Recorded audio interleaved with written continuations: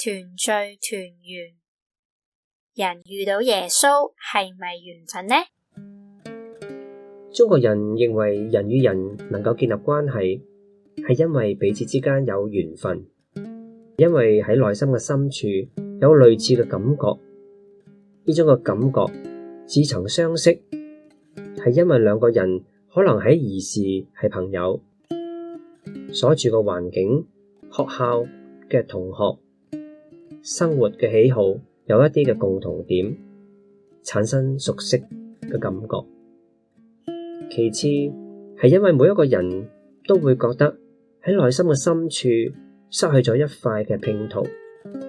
對方卻係總係能夠適時嘅做出一個指引嘅提醒，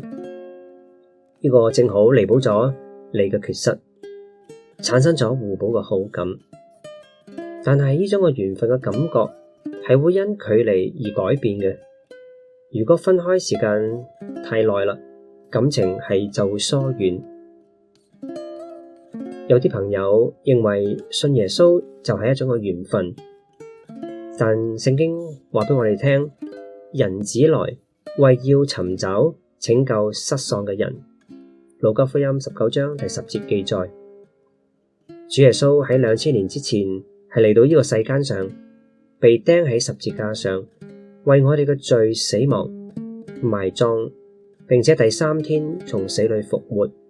就係要拯救我哋呢啲嘅罪人。神對我哋嘅愛所施行嘅拯救行動，並唔係一個隨機偶發嘅事件，而係佢周詳嘅計劃，係為叫我哋接受主對我哋嘅愛。